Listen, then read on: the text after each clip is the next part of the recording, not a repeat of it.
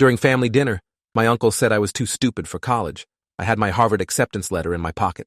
Uncle Graham set down his wine glass and looked directly at me across the table. Let's be realistic here. College isn't for everyone, and that's okay. Some people are just meant for trade work or manual labor. There's no shame in that. The table went quiet. My mother stopped cutting her chicken. My father's jaw tightened. My younger sister Zoe stared at her plate. Graham continued, emboldened by the silence. I'm not trying to be cruel. I'm trying to save this family money and save David from the embarrassment of failing out. His grades have been mediocre at best. Community college, maybe, but a 4-year university? That's just setting him up for failure and debt. The Harvard acceptance letter was literally burning a hole in my jacket pocket, hanging on the chair behind me. I'd received it 3 days ago. Full scholarship plus stipend, early admission to their neuroscience program. But I hadn't told anyone yet because I wanted to wait for the right moment. Apparently this was that moment. My grandmother, who'd been mostly silent throughout dinner, set down her fork.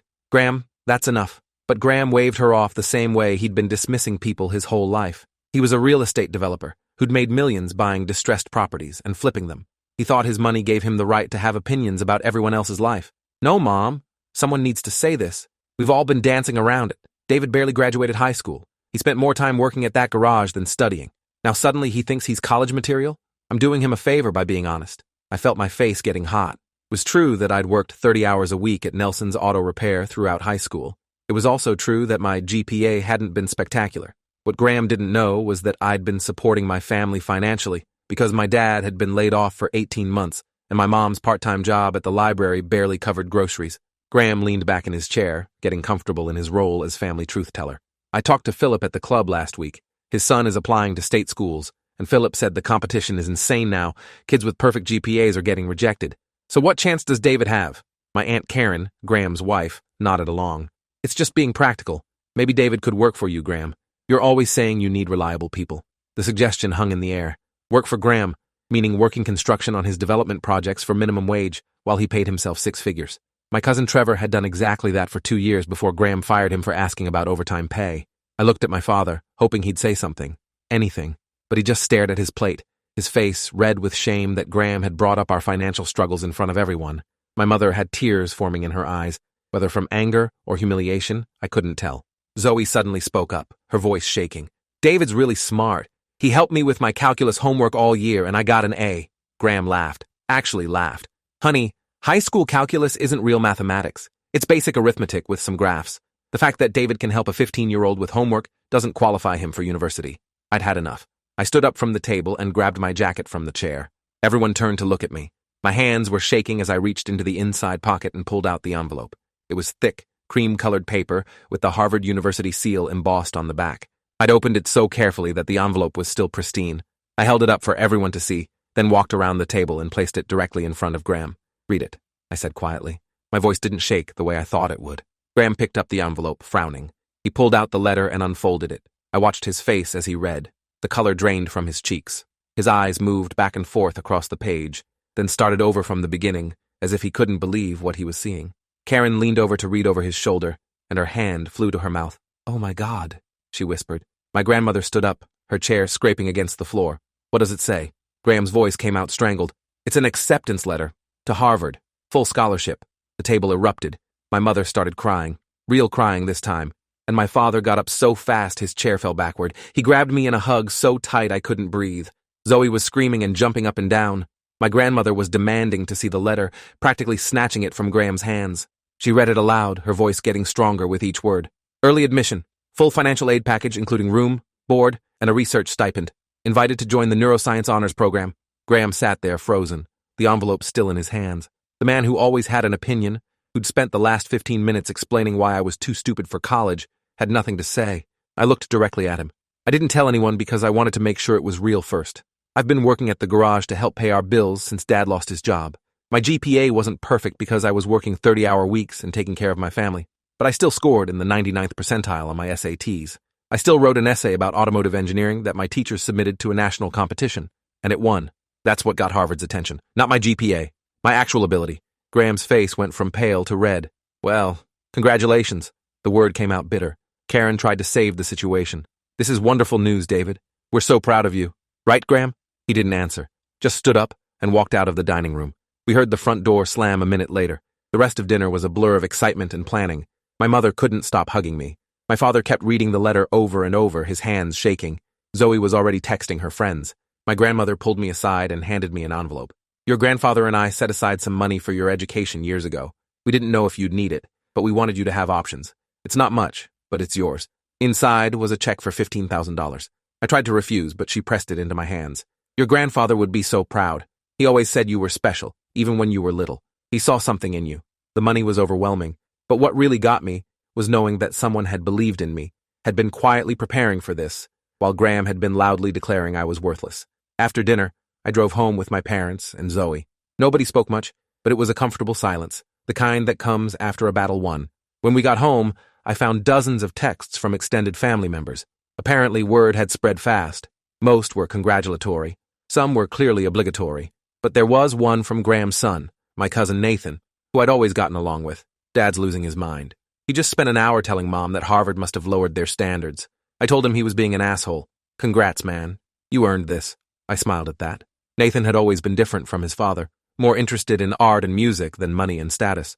Graham had never understood him either. The next morning, I got a call from Graham. David, I wanted to apologize for last night. I was out of line. His voice was stiff, formal, the tone of someone reading from a script they didn't believe in. I just want to make sure you understand what you're getting into. Harvard is incredibly competitive. The pressure there breaks people. I know someone whose kid had a breakdown freshman year and had to drop out. I let him talk, waiting to see where this was going. What I'm saying is, it's okay to acknowledge if you're in over your head. No one would judge you if you decided to stay local. Maybe go to state school instead. You could live at home, save money, build up your confidence. Harvard will always be there. And there it was. He wasn't apologizing. He was trying to convince me not to go. To stay small, stay local, stay beneath him. Thanks for the concern, Uncle Graham. But I'm going to Harvard. There was a long pause. Well, don't say I didn't warn you. He hung up. I told my parents about the call and my father's jaw clenched. He can't stand that you succeeded without his help. He spent his whole life controlling this family with his money. You just proved that his money doesn't matter. My mother nodded. His ego is bruised. Let him sulk. Over the next few weeks, I tied up loose ends before graduation.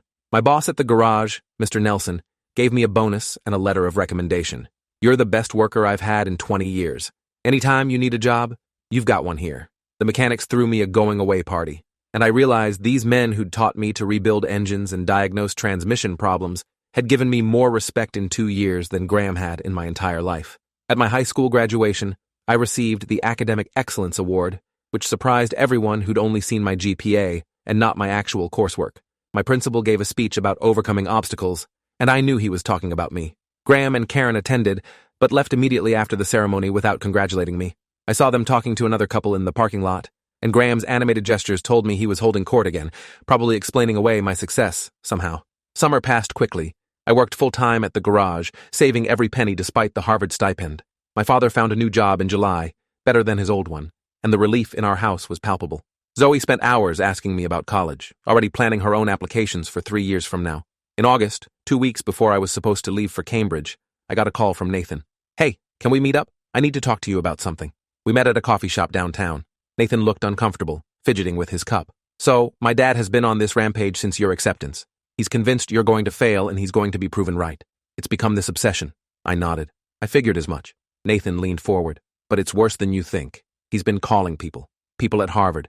He found out who the dean of the neuroscience program is, and he's been leaving messages, sending emails.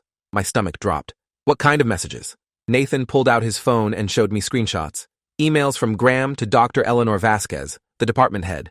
They started polite, framed as a concerned family member wanting to ensure his nephew had proper support systems. Then they got darker.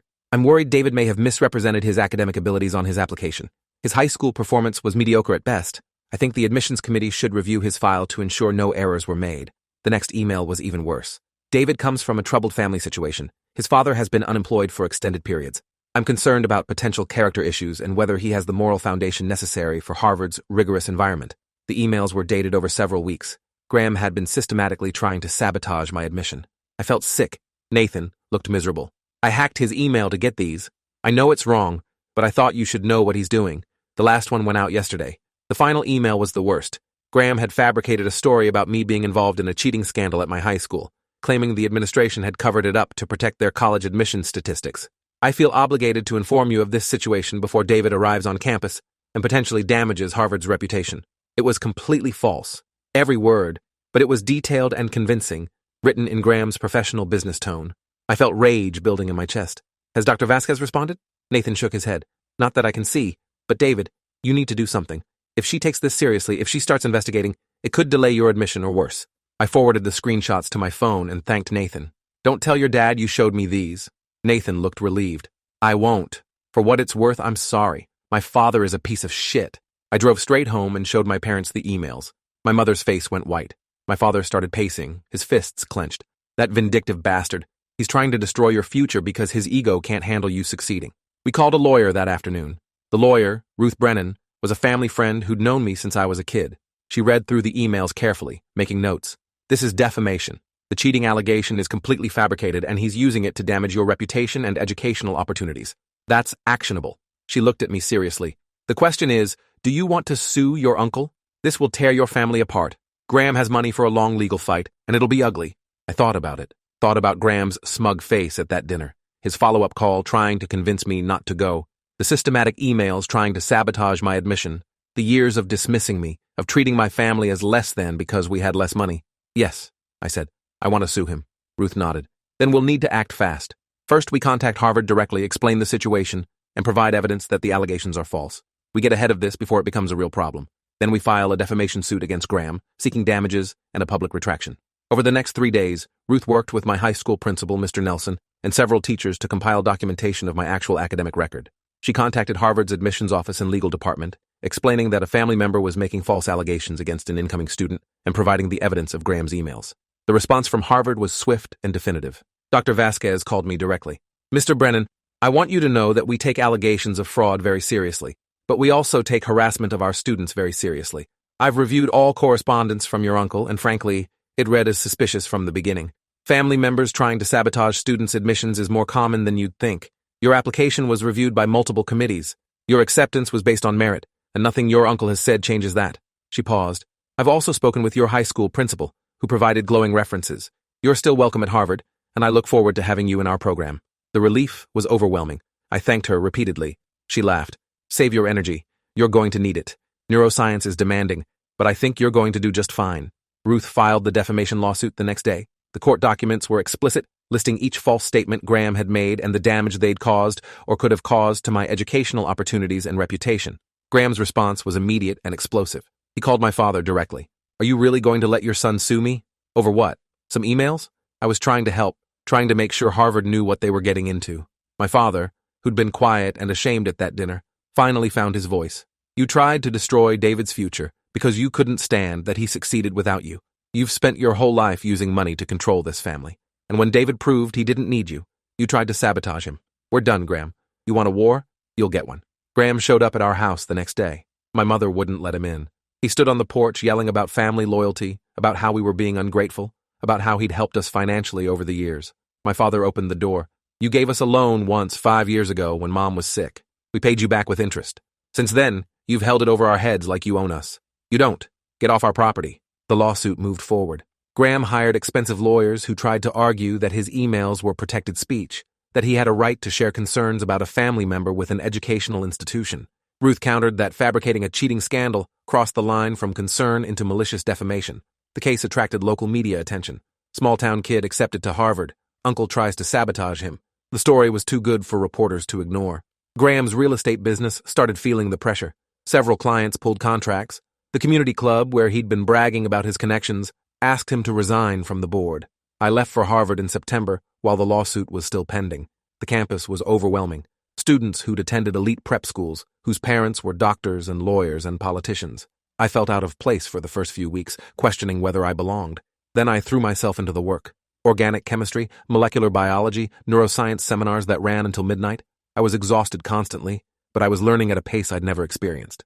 My neuroscience professor, Dr. Raymond Kim, noticed me struggling through a particularly complex problem set and called me into his office. You're working harder than anyone in the class, but you're approaching problems from unusual angles. Tell me about your background. I explained about the garage, about learning to diagnose engine problems by sound and feel, about building pattern recognition through hands-on work. He listened carefully. That's actually a significant advantage in neuroscience. You're not just memorizing theory. You're thinking about systems the way a mechanic thinks about engines. Keep doing that. He connected me with a research lab studying motor control and neural pathways. Suddenly, my experience rebuilding transmissions was relevant to understanding how the brain coordinates complex movements. I started publishing research papers by sophomore year. The lawsuit concluded in November of my freshman year. The judge ruled in our favor, finding that Graham had knowingly made false statements with intent to harm my educational opportunities. Graham was ordered to pay $50,000 in damages and legal fees, plus issue a public apology that would be published in the local newspaper. The apology was brief and clearly written by his lawyers. I made statements about my nephew David Brennan that were not factual. I regret any harm caused. It was hollow, but it was public. His reputation in town was destroyed. Karen filed for divorce 3 months later, citing his obsessive behavior and need to control others. Nathan called me at school to tell me, "Mom finally had enough." She said watching him try to destroy you made her realize he'd been controlling her the same way for years. She's taking half of everything in the divorce. Graham's business collapsed. Turns out, when you're known as the guy who tried to sabotage his nephew's education out of spite, people don't want to do business with you.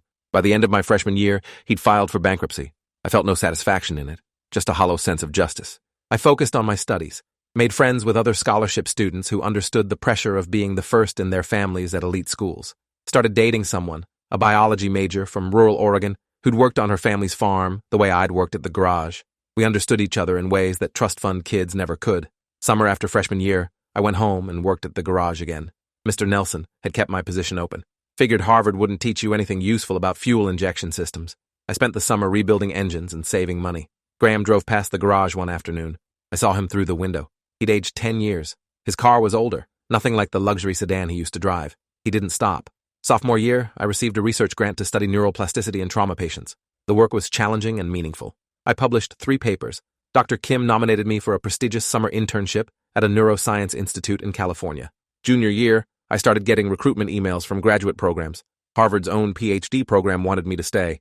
Stanford was interested. Yale reached out. I was swimming in opportunities that Graham had tried to steal from me. I got a call from Nathan in March. "Dad had a heart attack. He's in the hospital. Thought you should know." I didn't know what to feel.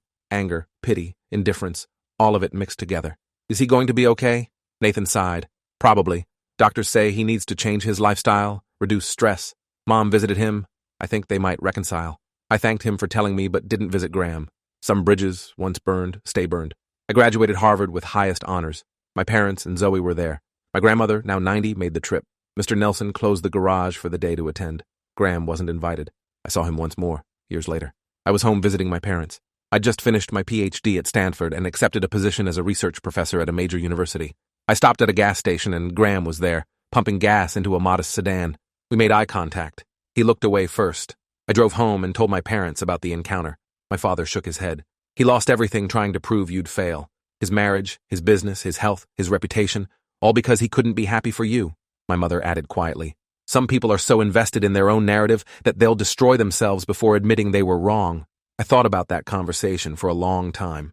Graham had spent his life believing that success came from money and connections, that people without those things were less capable. When I succeeded on merit alone, it threatened his entire worldview.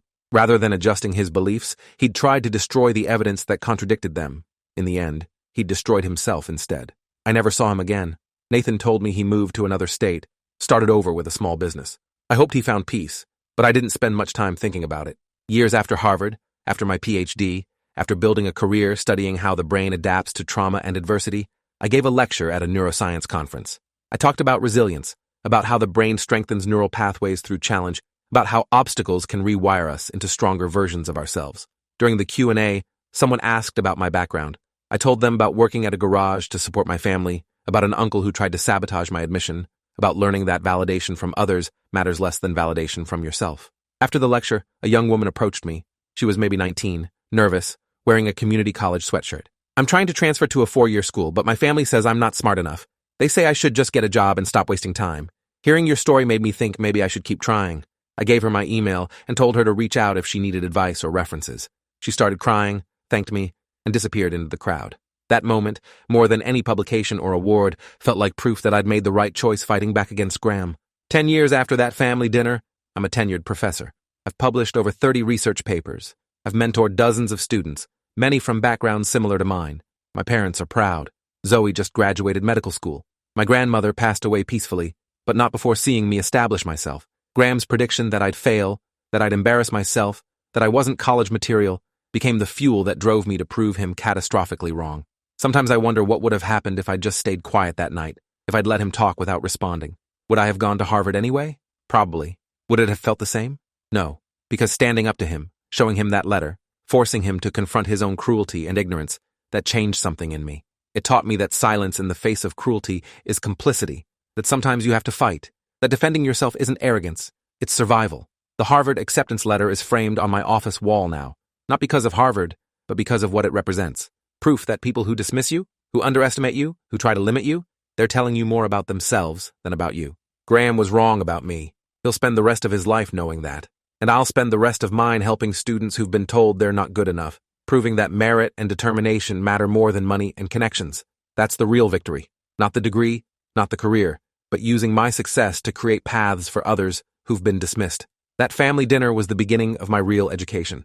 Not in neuroscience, but in understanding that sometimes the people who should support you are the ones who'll try to tear you down. And you have to be strong enough to stand anyway. Thanks for watching till the end. Make sure to subscribe and like to not miss the next story.